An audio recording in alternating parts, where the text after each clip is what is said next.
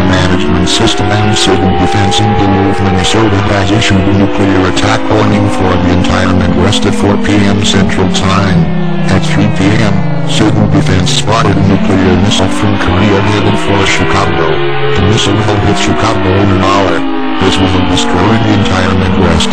Get to your nearest fallout shelter or subway station and stay there unless absolutely necessary, as fallout is deadly.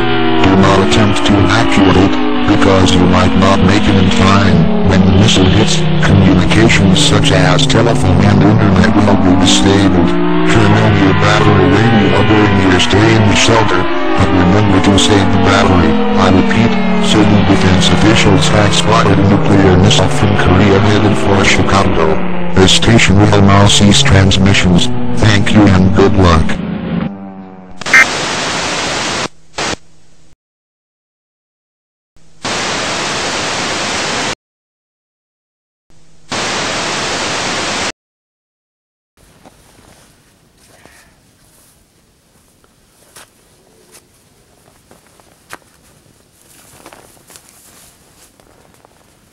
Hey Zombie Squad, this is Spliznet. I'm with Breacher. As you can see, the situation isn't good. After the death of Kim Jong-il, the Koreas united, quickly attacked the United States. The invasion was so swift we couldn't react. With their occupation, we had to bug out. Sometime during the attacks, when we're not sure which side, but someone initiated a biological attack. This attack has brought our worst fears. The undead are living. Zombies, that's right. So here we are, we're out in the woods, making our survival. We had to escape the city. Our families have been taken.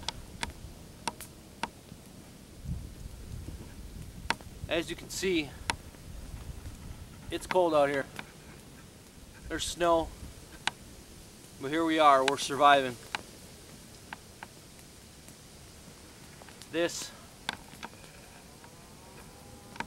here, what we have, this is a short record of our survival. New word from the nation's top scientists on the zombie virus that appeared just 2 weeks ago. They released information saying that the symptoms to watch for are aggression, foaming from the mouth, deterioration of motor skills, and an unbelievable hunger. Be advised that if an infected becomes hostile, the only way to harm them is to shoot them in the head.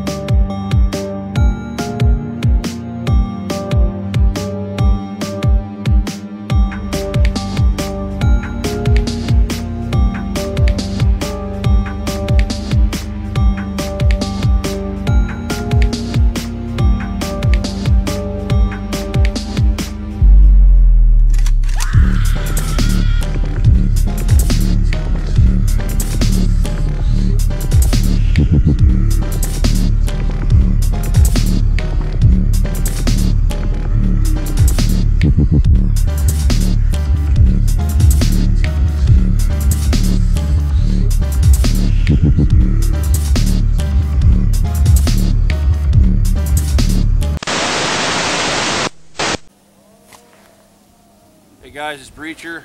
I'll just give you a brief run through on my Marine combat tent that I picked up. This is what I use most of the time during my bug outs. The reason I've chose it is because it's got a dual color rain fly. You can see here on the door, one side is OD green, which matches in really good with the spring and summers, and then obviously the desert tan, which matches up with the fall and the winter. You can take a look inside. I can explain the vestibule and everything inside of it.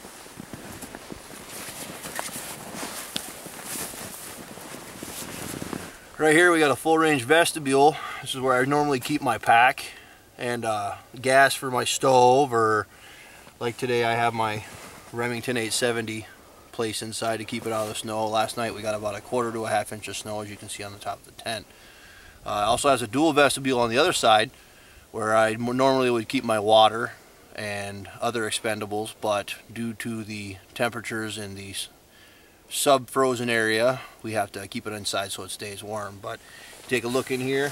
See, it's quite roomy. It's big enough for 2 people, or myself and 2 junior killers if you prefer. But this is what generally works for me and does the trick. Hey guys, Splitsnat here. Just going to show you what I chose to use for my bug out tent. This is a Czechoslovakian military pup tent. It's small, it's light, it matches in with the surroundings pretty well. Let me show you inside. As you can see, I have a tarp bottom. There is no bottom to this tent, so sleeping on the snow would be a little cold. But if you look on the inside, there's enough room for all my gear, sleeping bag, and plenty of room to stretch out. This will comfortably sleep 2. Now, one thing I noticed about this tent, this is the first time that I've set it up, that the stakes are inadequate for frozen ground. I broke 2 stakes, so if you're going to go with this setup, I recommend buying a high quality stake. You won't have the problems such as I had. As you can see, it doesn't look like it's very tight.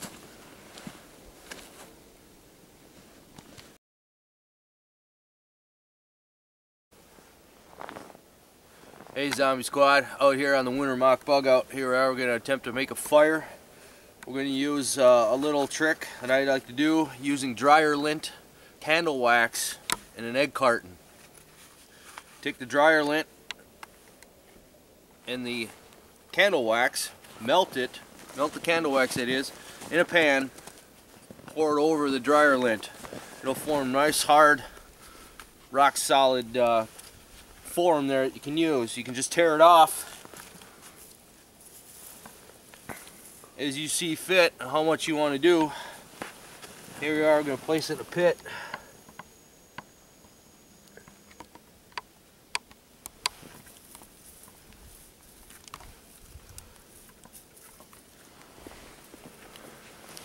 Let's get it started.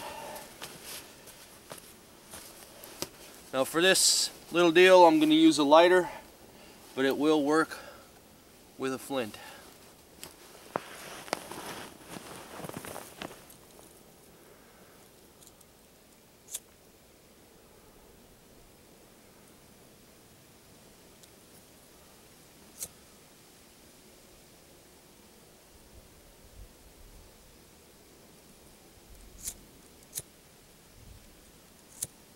If the wind will cooperate.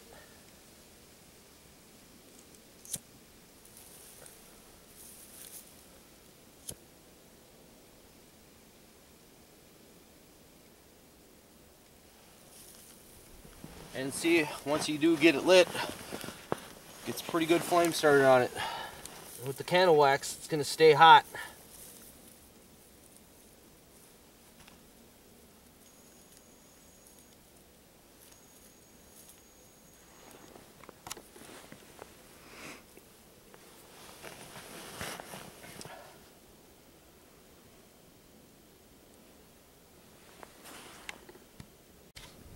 So once you get it lit and you have your base fire started, underneath it's going to remain nice and hot. Get you a nice base going. Nice, simple, quick, and effective. And it's waterproof. Splitsnat here. I'm going to tell you how to make some fire starters, the stuff that I used for the winter mock bug out. A couple things you need. Going to be a egg carton, some tea light candles, a soup can, a pan or pot with some water, and of course dryer lint. What we're going to start here is what I did. Just took the tea lights, pop them out of their little aluminum, take the back off,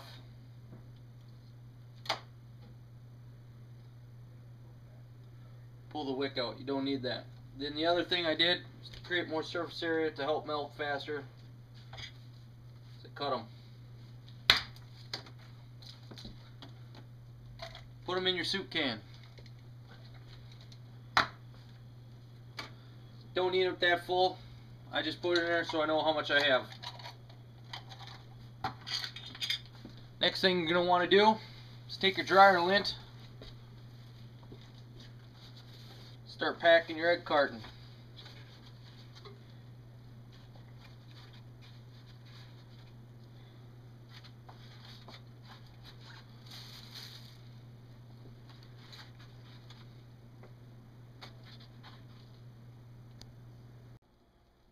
So once you have your egg carton all packed up, you're going to want to start your water on the stove.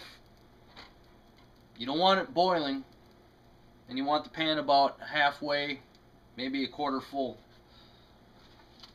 Set your lint and egg carton aside. Let the water get nice and hot. You'll take your soup can with your wax and set it in there until it melts. It may take a while, and you may have to replenish your water. So now we got our water heated, and you can see in there our wax is starting to melt. You don't want to get to a nice consistency, everything melted. You don't want any chunks. So now that you got your wax melted, we're going to take it and we're going to pour it into our egg carton with the dryer lint. Take a pair of tongs or a hot pad, whatever you want to use, and start pouring.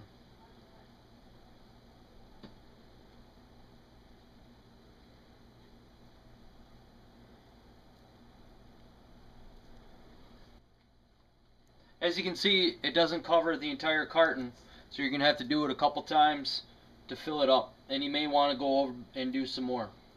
So let's get our second batch going.